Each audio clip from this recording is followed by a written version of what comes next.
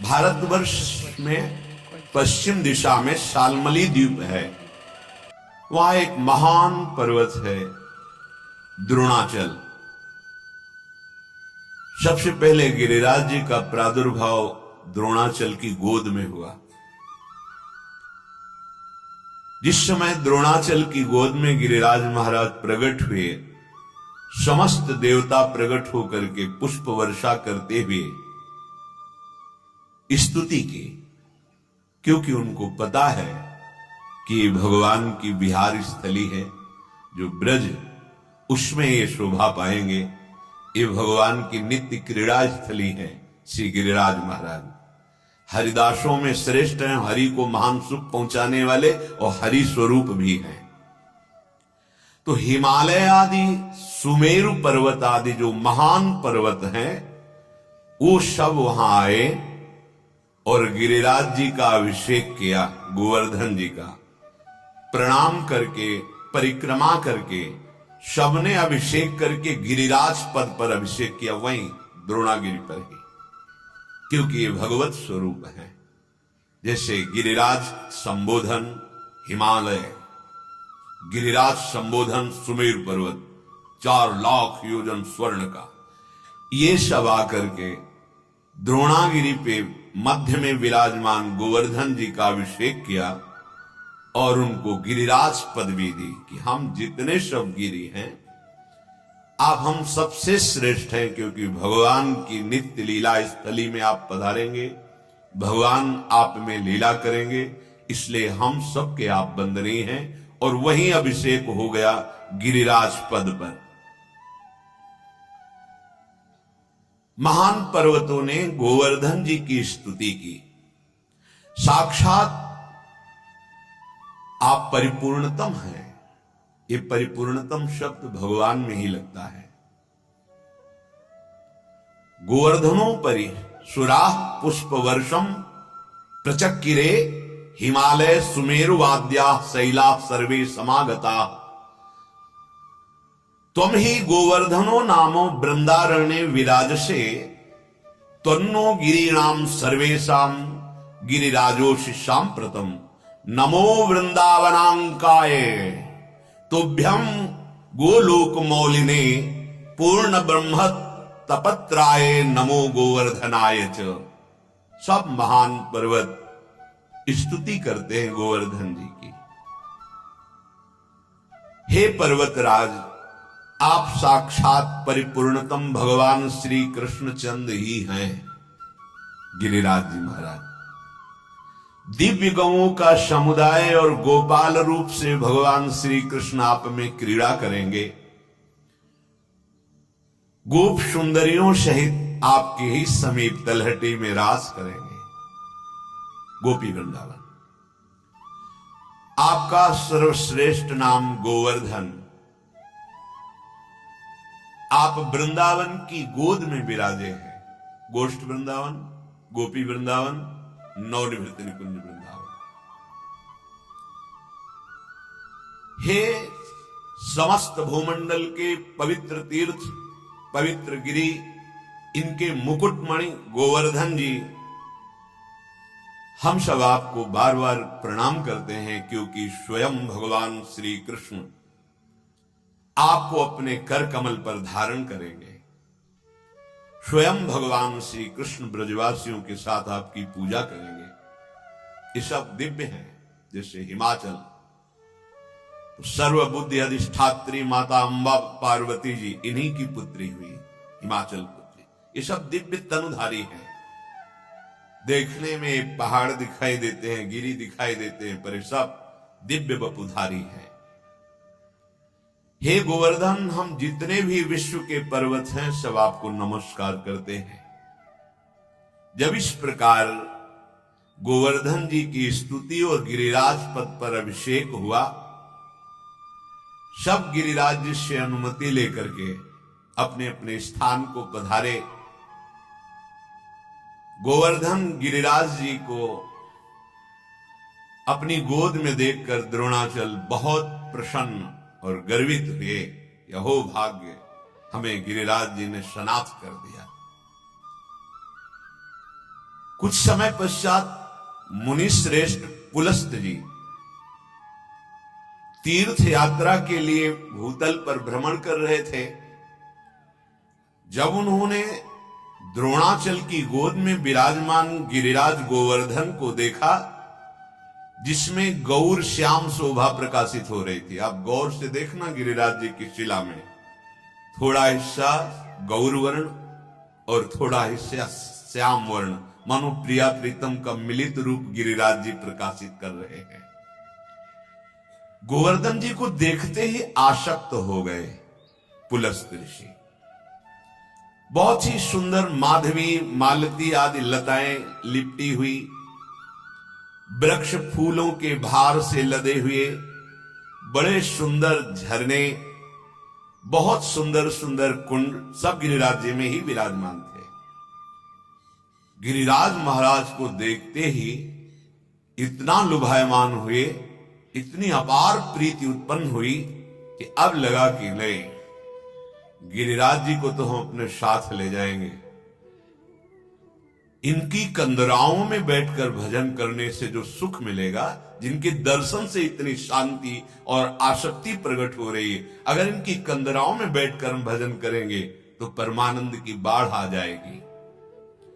सैकड़ों शिखरों से सुशोभित रत्नमय, परम मनोहर, मंगलमय गिरिराज जी को देख करके इन्हीं पर तपस्या करने का निश्चय करके इनको ले जाने का संकल्प बनाया। विविध धातुएं, विविध रंग की लताएं, विविध फूलों से फूली हुई, ऐसे अद्भुत झरने, ऐसे अद्भुत कुंड, ऐसी भूमि जो चढ़ाव उतार से युक्त, नाना प्रकार के पक्षी कोलाहल कर रहे हैं, मृग, बंदर और भी पशु पक्षी गोवर्धन में विचरते हुए देखे महाराज पुलस्त जी ने। मयूरों की तो पूछो मत, केकी ध्वनि से गूंज रहा था गोवर्धन, नृत्य कर रहे थे मयूर। और गिरिराज जी को देखते ही मोक्ष पाने की इच्छा और मोक्ष पदवी दोनों प्राप्त हो जाती है। अर्थात मुमुक्षुता, संसार से वैराग्य, जीवन मुक्त अवस्था, ये दोनों प्रदान कर देते हैं गिरिराज महाराज। मुनिवर पुलस्त के मन में दृढ़ निश्चय हो गया कि अब इनको द्रोणाचल पर नहीं रहने देंगे, इनको अपने साथ ले जाएंगे। द्रोणाचल के समीप गए, पूजन किया, सत्कार किया। द्रोणागिरी ने भी पुलस्त जी का, ये दिव्य तनुधारी है। पुलस्त जी ने कहा, द्रोण तुम बहुत भाग्यशाली हो क्योंकि तुम्हारी गोद में गिरिराज गोवर्धन विराजमान है। इस समय तुम विश्व वंदनी हो गए हो, तुम्हें दिव्य औषधियां हैं, अमोघ संजीवनी आदि, तुम सबको जीवन देने वाले हो, इसलिए मेरे को भी जीवन प्रदान करो। ये गोवर्धन मेरा जीवन बन गए हैं, इनके देखने से ही मैं इतना आसक्त हो गया हूं, इनके बिना नहीं रह सकता। और इनको हम विराजमान करेंगे मुक्ति नगरी आनंदवन काशी में। सानंद मानंद वने वसंतम आनंद कंदम हृत प्राप वृंदम वाराणसी नाथ मनाथ नाथम श्री विश्वनाथम शरणम प्रपद्ये। आनंदवन में, ये प्रेमानंद वन है वृंदावन, काशी आनंद वन है।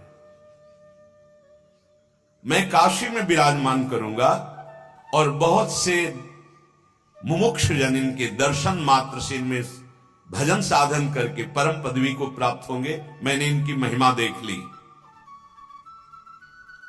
काशी में बहुत से भी ऋषि मुनि निवास करते हैं, उनको परम लाभ होगा। मैं याचना करता हूं, मुझे गिरिराज गोवर्धन दान दे दो। इस समय मैं केवल गोवर्धन को चाह रहा हूं। भगवान विश्वेश्वर की नगरी में विराजमान होकर के ये समस्त प्राणियों को परम पदवी प्रदान करेंगे, मैंने निश्चय कर लिया। जहां गंगा नदी प्रवाहित होती है, भगवान विश्वनाथ साक्षात भ्रमण करते हैं, वास करते हैं, उनकी राजधानी है काशी। वहां हम ले जाएंगे तुम्हारे पुत्र गिरिराज गोवर्धन को। ये लता वेलों से ऐसी शोभा प्रकाशित करते हैं जो राग का नाश करती है। सच्ची गिरिराज जी के दर्शन मात्र से वैराग्य प्रकट होता है। मैं अपने तपस्या के बल से इनको ले जाऊंगा, मेरी अभिलाषा पूर्ण करो। पुलस्त जी की बात सुनते ही द्रोणाचल के नेत्रों में आंसू बहने लगे, विकल हो गए और भयभीत भी हो गए। भय इसलिए कि ना कह नहीं सकते, क्योंकि महान तपस्वी हैं। विकल हो गए कि आज मुझे जो सौभाग्य मिला कि बड़े बड़े महान पर्वत आकर के मुझे प्रणाम किए, देवता लोग आकर नमस्कार किए, क्योंकि मेरी गोद में गोवर्धन गिरिराज विराजमान है। ये मेरा सौभाग्य छीनना चाहते हैं, पर मेरा कोई बस नहीं है। द्रोणाचल जी ने कहा, महामुने, मैं पुत्र स्नेह से बहुत व्याकुल हूं। मुझे मेरा पुत्र गिरिराज गोवर्धन बहुत प्रिय है, पर मैं भयभीत हूं कहीं आप साप ना दे दें। इसलिए आपके दोनों हाथ जोड़ करके मैं प्रणाम करता हूं। क्या ऐसा हो सकता है कि आप ये ना लें? पुलस्त जी ने कहा, इस समय मेरे एक ही संकल्प बन रहा है, मुझे गिरिराज गोवर्धन चाहिए। जानते हो इसमें आंतरिक कितनी प्रबल इच्छा क्यों प्रकट हुई? क्योंकि भगवान श्री कृष्णचंद्र जी इन्हें अपने ब्रज में लाना चाहते। ये भगवान की नित्य लीला स्थली है। बड़े पुत्र शोक से व्याकुल होकर द्रोणाचल जी ने कहा, बेटा गिरिराज, तुम मुनि के साथ कल्याण में, परम पावन भारतवर्ष में बड़े बड़े मुनियों के द्वारा उनके सत्कर्मों की पूर्ति के लिए धर्म, अर्थ, काम, मोक्ष इसको प्रदान करने के लिए गिरिराज जी में चारों सामर्थ्य हैं। अगर आप धन की कामना से उनकी आराधना करें तो धन दे देंगे, कामना की पूर्ति के लिए तो कामना की पूर्ति हो जाएगी, धर्म पूर्ति के लिए तो धर्म की पूर्ति, मोक्ष पूर्ति के लिए तो मोक्ष पूर्ति, और प्रेम प्राप्ति के लिए तो प्रेम। सर्व समर्थ गिरिराज जी महाराज है। जो निष्काम पूर्वक गिरिराज जी का सेवन करता है उसे प्रेम प्राप्त हो जाता है। गोवर्धन जी ने कहा, मुनि आपको पता है मैं कितना विशाल हूं? मेरा शरीर 8 योजन लंबा, 2 योजन ऊंचा, 5 योजन चौड़ा है। गिरिराज जी का 8 योजन मतलब 1 योजन का मतलब 4 कोस होता है, तो 8 योजन का मतलब 8 चौको 32 कोस। सांप के कारण क्षीण होकर अभी 21 किलोमीटर किए रह गए। इन्हीं ने श्राप दिया था पुलस्त जी ने। मेरा शरीर 8 योजन लंबा, 2 योजन ऊंचा, 8 कोस की ऊंचाई थी गिरिराज महाराज की, 5 योजन चौड़ा, 5 चौको 20 कोस चौड़े गिरिराज जी। आप में सामर्थ्य है कि मुझे ले चलेंगे? पुलस्त जी ने कहा, बेटा तुम क्या हो, आवश्यकता पड़े तो सुमेर को भी उठा लूं। यह है तप बल, भजन बल। एक महात्मा समुद्र पी गए, अगस्त्य जी, ये तो पुलस्त जी है। ऐसे चुल्लू बांधा, कुआं का जल ले, सरोवर का ले, अगाध अथाह समुद्र को पी गए। ये महात्मा का बल, ये भजन से होता है। तप, भजन, पवित्र संकल्प, सब कुछ समर्थ होता है। इसीलिए हम अपनी सामर्थ्य को खो बैठे, क्योंकि धर्म विरुद्ध विषयों का सेवन, मनमानी आचरण, शास्त्र विरुद्ध कर्म, हम अपनी अध्यात्म शक्ति को खो बैठे। नहीं, जो आत्म तत्व अगस्त्य जी में है, जो पुलस्त जी में है, वही आप में है। अब इस तिजोरी को खोलकर कौन कितना धन खोज पाता है, बस बात इतनी है। नहीं, स्वरूप में अंतर नहीं है, स्वरूप सबका वही है। कहा मेरी हथेली पर तुम ऐसे सुखपूर्वक बैठकर चलोगे मानो कोई वजन ही नहीं, तुम चिंता मत करो। जब तक काशी नहीं पहुंच जाऊंगा प्रण करता हूं तुम्हें कहे नहीं रखूंगा। ये अपने बल का वर्णन किया पुलस्त जी ने। गोवर्धन जी ने कहा पक्का पक्का, मेरी भी प्रतिज्ञा सुन लो। आपने कह दिया कि काशी तक आपको गोद में लेके चलूंगा, बीच में कहीं नहीं रखूंगा। और अगर आपने रख दिया तो फिर आपका तप और संकल्प काम नहीं करेगा, आप हमें उठा नहीं पाएंगे। जहां आप रख देंगे वहां से फिर आप उठा नहीं सकते। पुलस्त जी ने कहा पूरे सालमली द्वीप को उठा करके भारत देश में पहुंचा सकता हूं, तुम गोवर्धन चिंता मत करो। रास्ते में कहीं भी नहीं रखूंगा, कोई विश्राम नहीं करूंगा, हमारी आपकी बात पक्की। मैं कहीं नहीं रखूंगा। और गिरिराज जी ने कहा जहां रख दिया वहां से कभी नहीं उठूंगा। बात पक्की हो गई। तदनंतर महान पर्वत द्रोणाचल जी ने गले से लगाया गिरिराज जी को। गिरिराज जी ने नमस्कार की मुद्रा में खड़े हो गए अपने पिता को प्रणाम करके, और पुलस्त जी ने सहज में ऐसे गिरिराज जी को गोद में ले लिया। द्रोणाचल के आंखों से प्रेमाश्रु बह रहे थे कि गिरिराज जी अभी हमें सौभाग्य प्रदान कर रहे थे, अब ऋषि ले जा रहे हैं। दाहिने हाथ पर रखकर पुलस्त मुनि अपने तेज बल से बहुत आराम मुद्रा में सहज में चलते चलते ब्रज 84 कोष के अंदर प्रवेश किया। गोवर्धन गिरिराज जी ने सोचा मेरा तो घर आ गया, और ये महात्मा बड़े तपस्वी हैं, बड़े तेजस्वी हैं, अब मुझे अपने घर में रुकना है, मुझे जाना नहीं, क्योंकि मैं समझ रहा हूं मेरे प्रभु श्री कृष्ण चंद्रजू अपने ग्वाल बाल सखाओं के साथ मेरे में खेलेंगे,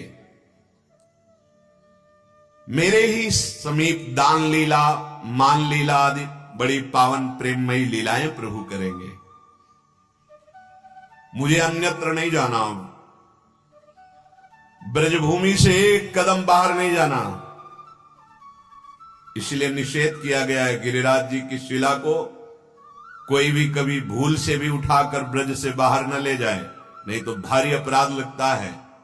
प्रायः लोग ऐसी गलती कर देते हैं कि हम अपनी सेवा में विराजमान करने के लिए गिरिराज जी को बाहर नहीं, ब्रज 84 कोष के अंतर्गत ही, बाहर नहीं ले जा सकते आप। अगर ले गए हो तो अपराध मोचन के लिए तत्काल गिरिराज जी में आके पधरा दो और क्षमा मांगो और परिक्रमा करो, प्रणाम करो। आपके लिए मंगलकारी नहीं होगा गिरिराज जी को यहां से ले जाना।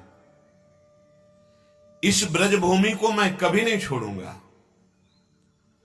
श्री प्रियाजू और श्री लालजू मेरी तलहटी में खेलेंगे, मेरे ऊपर खेलेंगे, ये सौभाग्य मुझे मिलेगा। मैं उत्तम दर्शन करूंगा दोनों का, राधा कृष्ण का। नहीं नहीं, मैं ब्रजभूमि से अब बाहर नहीं जा सकता। मन ही मन ऐसा दृढ़ निश्चय कर अपना असली भार बढ़ाना शुरू किया गिरिराज जी ने। गिरिराज जी चाहते थे कि हमें उठा लो और ब्रज तक ले चलो, फिर हम दिखाएं तो हम हैं क्या। इतना भार बढ़ा कि एक कदम चलना मुनि के लिए दुर्लभ हो गया। बार बार याद करते हैं कि मेरी प्रतिज्ञा थी कि अगर मैं बीच में रख दिया तो गिरिराज की प्रतिज्ञा थी कि उठा ले, मुझे तो काशी तक ले जाना, रखना नहीं। रख दिया तो गिरिराज जी ने कहा था कि उठा। एक कदम चलना भारी पड़ रहा है, और इतनी जोर की लघुशंका का वेग आया कि अब तो रखना ही पड़ेगा। अब गिरिराज जी लिए लघुशंका थोड़ी होगी। दो बातें एक साथ हुई, भारी लघुशंका का वेग और गिरिराज जी अपने असली जो सामर्थ्य है वो भारी वजन, भारी भार से पीड़ित तो लघुशंका बस छूटने ही वाली है। अब तो ऋषि हैं, अब ऐसे थोड़ी को कोई ग्रामीण हो कि ऐसे खड़े खड़े लघुशंका, एक लघुशंका की पद्धति है। ये जो जैसे खड़े खड़े वो सब चिट्ठी पढ़ते हैं पवित्र, उनको ज्ञान ही नहीं है।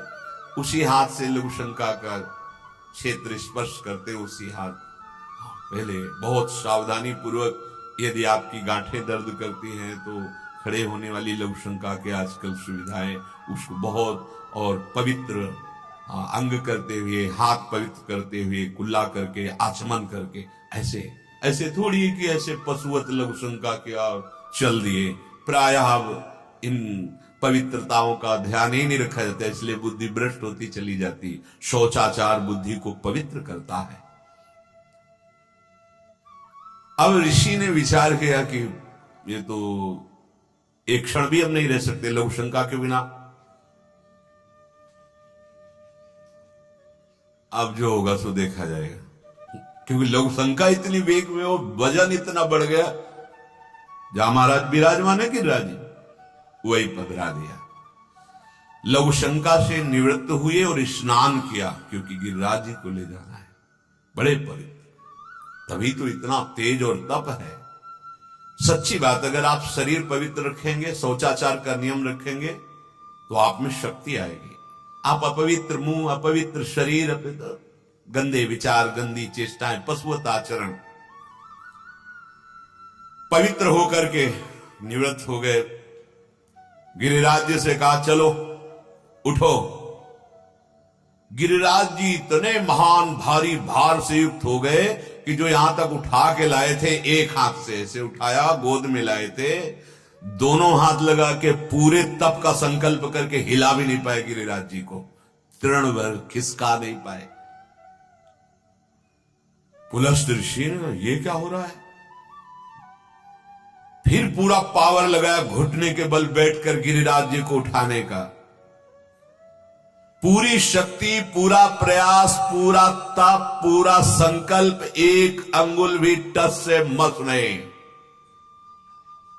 पुलस्त्यो मुनि शार्दूला, ये मुनियों के शिरोमणि हैं।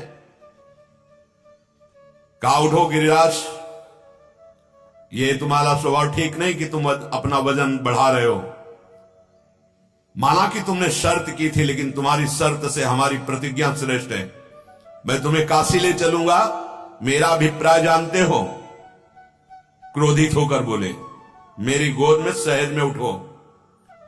गिरिराज जी ने कहा, आप क्रोधित मत होइए, आपने वादा किया था कि काशी के सिवा बीच में कहीं रखेंगे नहीं, और हमारी शर्त हुई थी जहां रख दोगे वहां से मैं उठूंगा नहीं।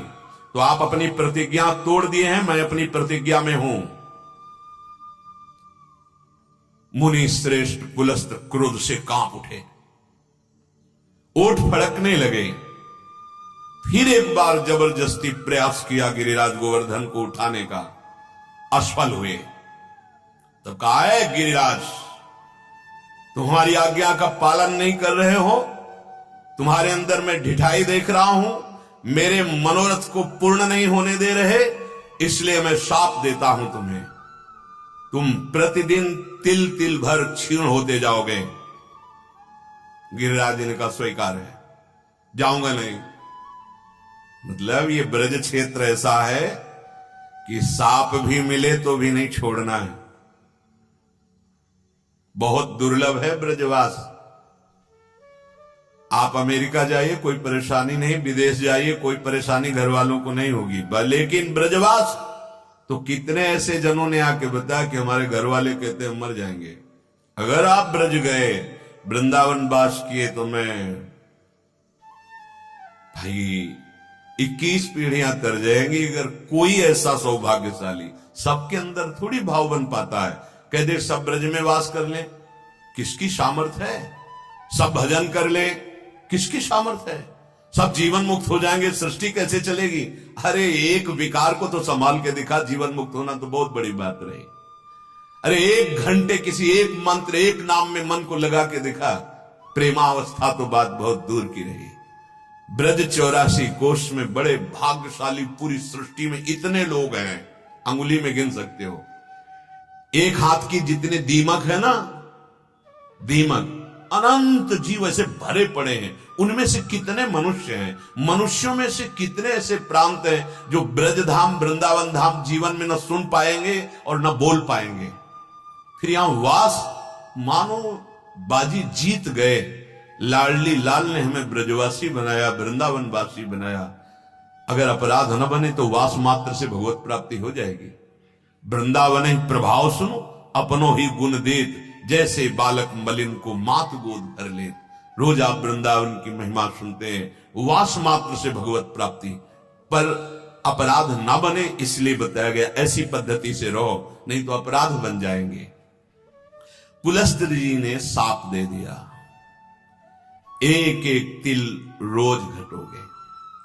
यद्यपि गिरिराज जी का स्वरूप 8 योजन लंबा, 2 योजन ऊंचा, 5 योजन चौड़ा। अब आप दर्शन कीजिए, तब से अब तक गिरिराज जी रोज घट रहे हैं। नाराज होकर पुलस्त्य जी चले गए।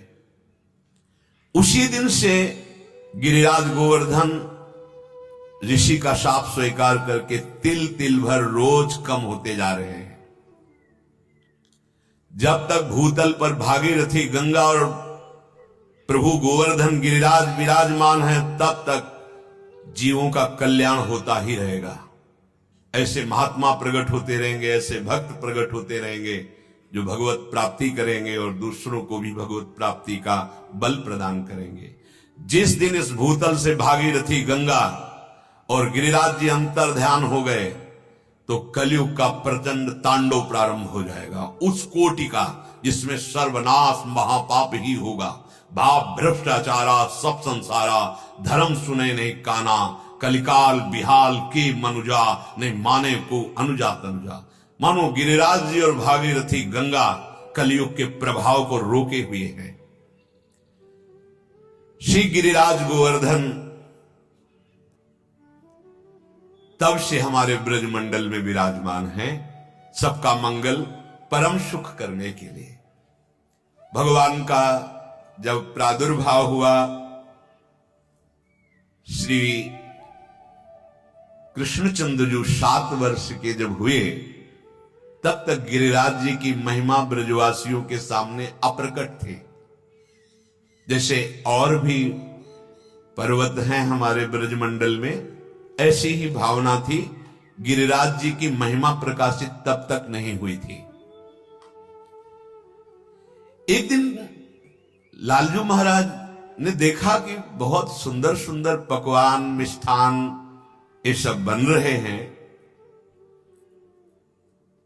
यद्यपि अंतर्यामी सर्वज्ञ हैं हमारे श्री कृष्णचंद्र जी, उनसे कभी कहीं किसी की कोई भी बात छुपी नहीं। कभी कहीं किसी की, कहीं भी हो वो देख रहे हैं। ऐसा मत समझना कि तुम्हें बंद कमरे में या एकांत स्थल पर कोई नहीं देख रहा। वो देख रहा है जो हमारा न्यायाधीश, उसे किसी के प्रमाण की जरूरत नहीं। इसलिए डरो, असत कर्म से डरो। कहीं कोई भी कहीं हो, कुछ भी जो कर रहा है वो श्री कृष्ण देख रहे हैं। आपको छूट दिए हुए हैं, आप अशुभ कर्म करो या शुभ कर्म, परिणाम आपको अवश्य भोगना पड़ेगा। यद्यपि भगवान सब बात जानते थे, फिर भी बाबा के समीप गए, जो बड़े बूढ़े गोपों के बीच में बैठे थे नंदराय जी। विनयावनत हाथ जोड़ करके कहा कि बाबा, आज ये किसका बड़ा भारी उत्सव हो रहा है? इसका क्या फल है? किस उद्देश्य से ये जो विविध प्रकार की भोग सामग्री बनाई जा रही है, उत्सव की तैयारी की जा रही है, ये किसके लिए है? इसका उद्देश्य क्या है? बाबा आप मुझे अवश्य बताइए, क्योंकि आप मेरे पिता हैं और मैं आपका लाडला पुत्र हूं। मेरी उत्कंठा है जानने के लिए कि किसका उत्सव हो रहा है, जिसके लिए पूरा ब्रजमंडल ऐसी तैयारी कर रहा है। सुंदर सुंदर पकवान, भोग सामग्री बन रही। जो संत महापुरुष सब में अपने आत्मा को देखते हैं, उनकी दृष्टि में ना कोई अपना होता है ना कोई पराया होता है। उन संतों का ना कोई मित्र होता है ना कोई शत्रु होता है, ना कोई उदासीन होता है। ऐसे संतों से जब विनयावनत होकर के बात पूछी जाती है तो फिर वो अधिकारी देखकर छुपाते नहीं है। अगर वो रहस्य की बात जानने का अधिकारी नहीं तो वो मौन धारण कर लेते हैं। उनका व्यवहार मित्रवत सबसे होता है, पर ममता किसी से नहीं होती। जो शरणागत हैं, जो विनयावनत हैं, जो अधिकारी हैं, हर बात वो अपने अनुभव की उनसे वो कह देते हैं। बाबा, संसारी आदमी बेसमझ से अनेकों प्रकार के ऐसे कर्म करते रहते हैं जिनका लक्ष्य होता है सुख, लेकिन भोगना पड़ता है दुख, क्योंकि वो बेसमझ है। अगर कोई भी कर्म किया जाए और समझ बूझ कर किया जाए और महापुरुषों से प्रमाणित हो तो उसका फल होगा सुख। यहां क्या किया जाता है? मनमानी किया जाता है, शास्त्र विरुद्ध किया जा सकता है, अपनी समझ के, तो उसका परिणाम होता है दुख। ये बेसमझ लोग करते हैं सुख के लिए कर्म और परिणाम में भोगते हैं दुख।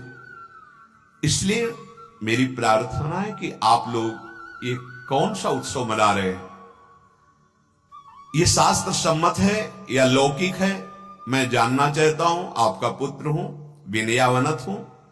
आप सब किस उत्सव की तैयारी कर रहे हैं, कृपा करके बताइए। बाबा ने कहा, बेटा हमारे भगवान है इंद्र। पर्जन्यो भगवान इंद्रो मेघास्तस्यात्ममूर्तयः ते विवर्षन्ति भूतानां प्रीणनं जीवनं पथः। लालाया, हमारे भगवान हैं इंद्र, ये मेघों के स्वामी हैं। मेघ इन्हीं की आज्ञा से वर्षा करते हैं। वर्षा से अन्न घास आदि प्रकट होती है। अन्न से हम का मनुष्यों का जीवन और तृण आदि घास आदि हमारे जो गाय आदि हैं इनका जीवन पोषण होता है। प्यारे पुत्र, संपूर्ण ब्रजवासी जन मेघपति भगवान की पूजा इन विविध पदार्थों से करने की तैयारी कर रहे हैं, क्योंकि मेघ भगवान इंद्र के अधीन, जब भगवान इंद्र प्रसन्न होंगे तो मेघों को आदेश करेंगे, वो वर्षा करेंगे और हम सबका प्राणियों का पोषण वर्षा के द्वारा अन्न घास आदि से। बड़े शक्तिशाली हैं वो भगवान।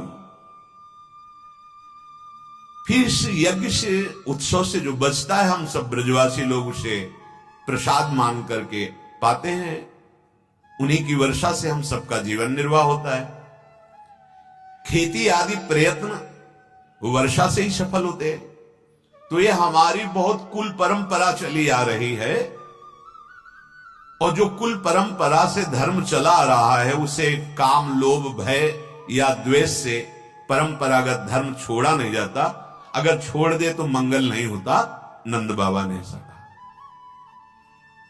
भगवान ब्रह्मा शंकर आदि का भी शासन करने वाले श्री कृष्णचंद्र जी ने नंद बाबा और ब्रजवासियों की जब बात सुनी तो बाबा से कहा कि बाबा, बहुत विचार पूर्वक हमारी बात सुनना। कर्मणा जायते जंतु कर्मणैव विलीयते, सुखम दुखम भयम क्षेमम कर्मणैवाभिपद्यते।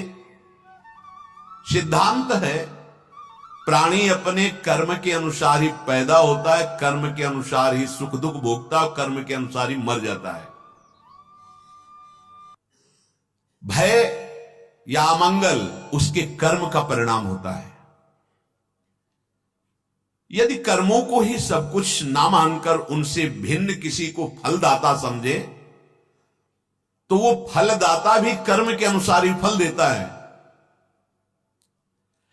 कर्म ना करने वालों पर उसका कोई प्रभाव नहीं चलता। सब्सक्राइब करें और भी कथाएं सुनने को मिलेंगी।